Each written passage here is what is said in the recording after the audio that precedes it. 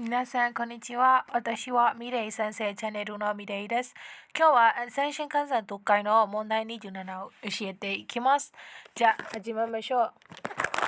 問題27。下の文章を読み、右のページの質問に答えなさい。答えは1、2、3、4からの中から最も良いものを一つ選びなさい。တော့ဒီအောက်မှာပေးရတဲ့စာပိုက်ကိုဖတ်ညာဘက်မှာပေးရတဲ့စာရွက်ကမိခွန်းဒီကိုဖြည့်ပေးပါဖြည့်ရတော့1 2 3 4တဲ့ကမှအကောင်းဆုံးတစ်ခုကိုရွေးပေးပါဟုတ်ပြီနော်ဒါကတော့စာပိုက်လည်းဖတ်ကမယ်နောက်တစ်ခါကျရင် graph လေးပုံမှာ graph ပုံလေးပေးရပေါ့နော်အဲ့ဒီဟာလေးနဲ့မိခွန်းလေးနဲ့ဒီတစ်ခါစာပိုက်ကိုရောက်သွားပြီဖြစ်တဲ့ကြောင့်မို့အရင်ဆုံးမိခွန်းကနေစာဖတ်ကြည့်ကြအောင်ဒီမိခွန်းမဖတ်ခင်ဒီပေါ့နော်ဒိုင်းတိုင်းပေါ့နော်ဒီအကြောင်းအရာလေးပထမဆုံးတစ်ကြောင်းလေးဒီဘက်စာပိုက်ကိုအရင်ဖတ်လိုက်မယ်အာရုဒိုင်ဂခုနောဘောနော်မိကုန်းမတော်ခင်အယူဆုံးကွာဒီ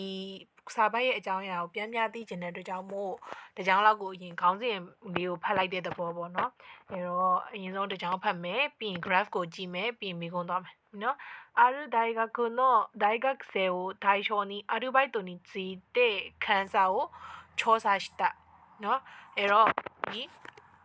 ဒီတက္ကသိုလ်တစ်ခုမှရှိတဲ့ဒိုင်ဂတ်ဆယ်ကျောင်းသားတွေကိုဒိုင်ရှောဆိုတာ target ထားပြီးတော့ရည်ရွယ်မူတည်ပြီးတော့ရည်ရွယ်ပြီးတော့ပေါ့နော်အာရုဘိုက်တုံနဲ့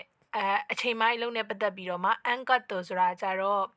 အန်ကတ်တုံဆိုတာ survey ကောက်တယ်လို့မျိုးအဲ့လိုမျိုးမေးတာပေါ့နော်အန်ကတ်တုံချောစားဆိုတာ survey ကောက်တယ်တခုကိုလိုက်ပြီးမေးတယ်ပေါ့မေးပြီးတော့မှဘယ်လိုမဲလိုက်လံမေးမြန်းပြီးတော့မှနှုတ်ဘယ်နေရာကတော့ဘာဖြစ်ပဲအာတူဘိုက်တို့ဘယ်လိုလုပ်ပါရဲပေါ့နော်အဲ့လိုပုံစံမျိုးအန်ကတ်တို့ချောစားလို့ခေါ်လုပ်ပါရဲတဲ့ဟုတ်ပြီထိတ်ဆုံးကြောင်းပြီးရင်ဒီလိုစာပိုက်လေးလိုက်ထိတ်ဆုံးကြောင်းနဲ့နောက်ဆုံးကြောင်းကိုရင်ဖတ်လိုက်ထိတ်ဆုံးတစ်ကြောင်းနဲ့နောက်ဆုံးကြောင်းဖတ်လိုက်အဲ့ဒါဒီထိတ်ဆုံးကခေါင်းစဉ်ဖြစ်ပြီးတော့နောက်ဆုံးကအဖြေဖြစ်တာများတယ်ဟုတ်ပြီနော်အဲ့ဒါကတော့ဒါဘယ်လိုဆောင်းမမအမြန်ကြည့်ရတဲ့နေပေါ့ကိုကလုံးကအချိန်ကကတ်နေပြီအဲ့လိုအပုတ်တိုလေးတွေပုတ်ရှိလေးအပုတ်တိုလေးတွေဒီလိုအပုတ်လေးတွေမဖြေရသေးဘူးဆိုရင်အဲ့ဒီပုံစံတိုင်းလုပ်ကြည့်နော်ပြီးရင်ဒီနောက်ဆုံးတစ်ကြောင်းဖတ်ကြည့်အောင်အမဘန်ကောက်ဟီမိုဖူကူမဲโอคาเนโอคาเซกุตะเมกะลคุวาริอีโจโอชิเมเตไฮรุงะชิเมเตไฮรุงะアルバイトの目的がお金を稼ぐためだけでないことも注目すべきことだအဲ့တော့ဒီအရှိအကြောင်းကတော့အကြောင်းအရာဆက်နေမှာမဟုတ်ပေမဲ့ဒီကော်မာနောက်ကနေအချိန်ပိုင်းလုံးရဲ့ရည်ရွယ်ချက်ကတော့တဲ့ဒီအချိန်ပိုင်းလုံးရဲ့သူခေါင်းစဉ်မှာပြောထားတယ်သူအချိန်ပိုင်းလုံးနဲ့ပတ်သက်ပြီးတော့ချောစာကိုကောက်နေတယ်အန်ကတ်ကိုကောက်နေတယ်အဲ့နောက်ဆုံးအရာလက်ကဒီအာရုဘိုက်တုံတော့ရည်ရွယ်ချက်ကတော့တဲ့ပတ်စံနေကိုရှာဖို့အတွက်တစ်ခုတည်းဒါလင်းမဟုတ်ဘူးဆိုတဲ့ဟာကိုတဲ့ချူမခုဆိုတာနော်မျက်လုံးထဲမှာထင်းကနေဘယ်လိုပြောမလဲချူမကို point out လုပ်လိုက်တာ point out လုပ်တဲ့အရာပဲဖြစ်ပါတယ် point out လုပ်တဲ့အကြောင်းပဲဖြစ်ပါတယ်တဲ့နော်ဒီအာရုဘိုက်တိုရဲ့ရည်ရွယ်ချက်ကပတ်စံစုဖို့တစ်ခုတည်းမဟုတ်ဘူးဒါကို point out လုပ်သတိအမှတ်ရဘယ်လိုပြောမလဲချူးမခုဖြစ်သွားစေတယ်ချူးမခုစုဘဲဂီတာလှုပ်တင်တယ်ပေါ့နော် point out လှုပ်တင်တယ်ဆိုတဲ့အကြောင်းပဲဖြစ်ပါတယ်နော်အာရုဘိုက်တိုနော်မခုတဲ့ခီတဲ့ဒီအာရုဘိုက်တု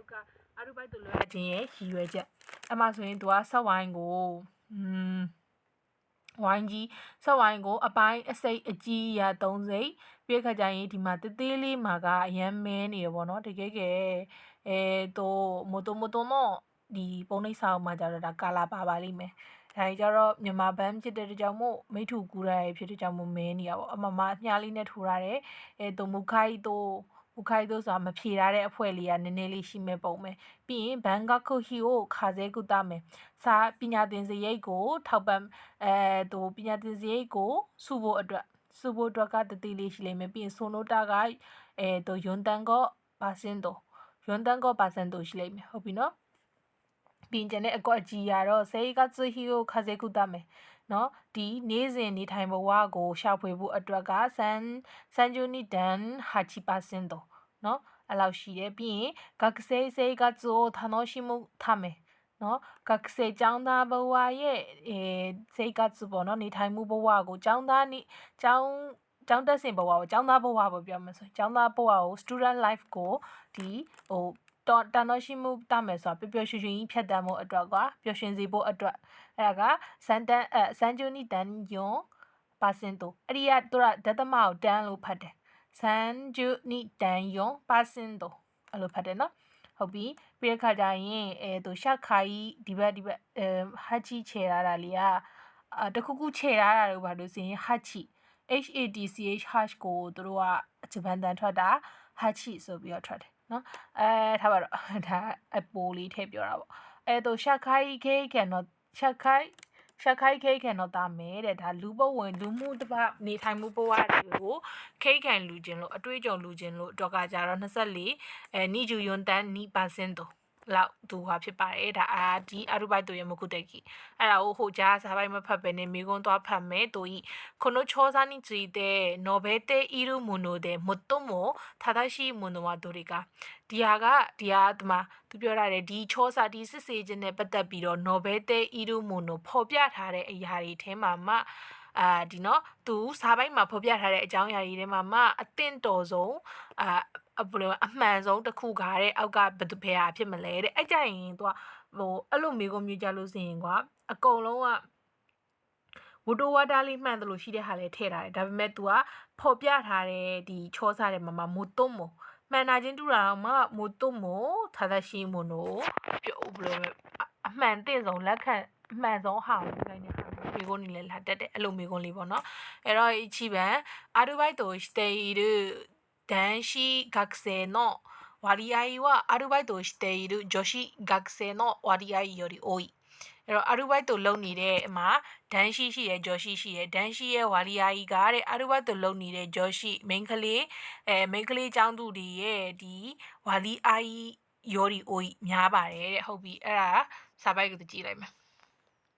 ဒီဂျိုဆေကက်ဆယ်နဲ့ဒန်ဆေကက်ဆယ်ပါတာပဲကြည့်ကြအောင်ဖတ်ကြအောင်အဲဆိုရင်ဒီမှာဒန်ဂျောဘက်ဇနီမီရူတိုအဲ့ဘက်ကိုကြော်ဖတ်လိုက်မယ်ဒန်ဂျောဘက်ဇနီမီရူတိုကြားမခွဲပြီးတော့ကြည့်မယ်ဆိုရင်ဒန်ရှိကဆယ်နော်ဦးချီနော်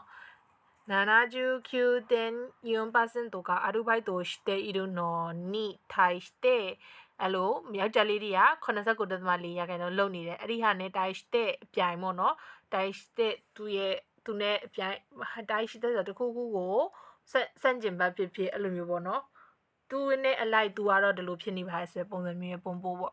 ပြီးခါကျရင်ဂျော်ရှိဂက်ဆယ်ဝါတဲ့ဟာချီဂျူစန်တန်ယွန်ပါစင်တို့တဲ့မိန်းကလေးက83.4%ယောက်ျားလေးက89.4%ဆိုတော့မိန်းကလေးကပိုများနေတာဟုတ်ပြီနော်အဲ့တော့ဒီမှာ तू ကမိကုန်းမပြောတာကယောက်ျားလေးចောင်းသားတွေကဘလို့လောက်တာចောင်းသားတွေကမိန်းကလေးចောင်းသားတွေထက်ကိုများတယ်ဆိုတော့မှားတယ်เนาะမိန်းကလေးရဲ့83ကျော်လောက်83လောက်တောင်ရှိတာယောက်ျားလေးက80ကျော်ပဲရှိတဲ့ကြောင့်မို့一番はバスね2番学生生活を楽しむためにアルバイトをしている学生は全体の約3分の2を占めるအဲ့တော့ဒီကျောင်းသားနေ့စဉ်ကျောင်းသားရဲ့ students life ကိုကျောင်းသားဘဝကိုပျော်ရွှင်ဖို့အတွက်အလုပ်ကိုအရူဘိုက်တို့အချိန်ပိုင်းလုပ်ကိုလုပ်နေရဆိုတဲ့ကျောင်းသားတွေကတဲ့ဇန်တိုင်းဆိုတာ all ကိုပြောတာဒီ graph သူက graph ပြရဆိုရင် graph တစ်ခုလုံးဒီအဝိုင်းအပြည့်တစ်ခုလုံးဇန်တိုင်းအကုန်လုံးဇန်တိုင်းတော့ဒီအကုန်လုံးရဲတဲ့ယခုဆိုတာခမှန်ကြီးပေါ့နော်အဒီလောက်ပေါ့လောက်ခန့်စန်ဘောနောနီဆိုတာကြတော့3ပုံပေါ်2ပုံပြောနော်3ပုံပေါ်2ပုံလောက်ကိုတဲ့ရှီမဲတူဆိုတာတိမ့်ပိုက်ထားပါတယ်နေရာယူထားပါတယ်နော်အဲ့လိုပြောချင်တာအဲ့တော့တကြည့်မယ်သူက学生生活を楽しむためにアルバイトဟုတ်ပြီ graph ကိုကြည့်လိုက်မယ်ဒီမှာ学生生活を楽しむため32.4%သူက3ပုံ2ပုံလို့ရေးရတယ်နော်အခုဒီမှာအကွက်ကိုဒီဆက်ဝိုင်းကို3စိတ်ပိုင်းလိုက်မယ်ဆိုရင်တော့မှဒီကောင်ကတစ်စိတ်မပြည့်ဘူးလေနော်ဘာလို့လဲဆိုတော့ဒီဘက်မှာအမဲရောင်နေနဲ့ချက်ချဲထားတဲ့နေရာကလည်းသူ့ဟာနဲ့သူတစ်စိတ်နေရာယူနေတဲ့တကြောင်မို့3ပုံတစ်ပုံတောင်မှလောက်နီးပဲရှိမှာ3ပုံတစ်ပုံတောင်မပြည့်ခြင်းဒါပေမဲ့ပြည့်လောက်တယ်ဒီဘက်က hatch ချဲထားတဲ့နှစ်ခုကတစ်ပုံစေကツဟီယိုခါစေကုတမေကတစ်ပုံသူကကြားတစ်ပုံဆို3ပုံတစ်ပုံဆိုရင်မှန်လိမ့်မယ်ကွာ3ပုံ2ပုံဆိုတော့ဒါမှားနေပြီဟုတ်ပြီနော်မှာစမ်းပုံတော့နီကိုရှိမဲလို့ဆိုတော့အဲ့ဒါ3ပုံ2ပုံဖြစ်နေကြမို့မှားတယ်နော်အဲ့တော့နီမိုဘတ်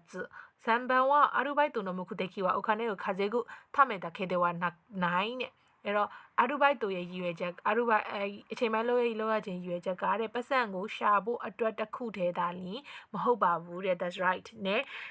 သူနောက်ဆုံးတစ်ကြောင်းမှာသူမှာအရူဘိုက်ခဏဖတ်လိုက်တယ်အရူဘိုက်တို့の目的がお金を稼ぐためだけでないことも注目すべきことだねအလုံးဝအဖြေတိုက်ရိုက်ကြီးပါနေရပါတော့အဲ့တော့ဒီဟာဆမ်မန်ကအဖြေမှန်အရူဘိုက်တို့လုံနေတာကပတ်စံရှာဖို့တစ်ခုတည်းအတွက်မဟုတ်ပါဘူးဆိုတာကအဖြေမှန်ဆမ်မန်は答えနောက်တော့ယွန်ဘန်ကျတော့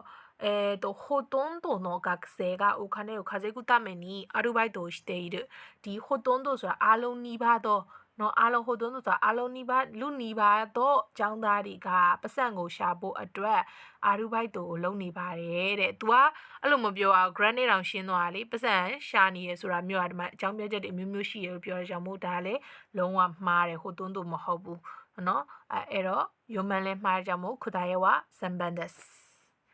はい、ありがとうございました。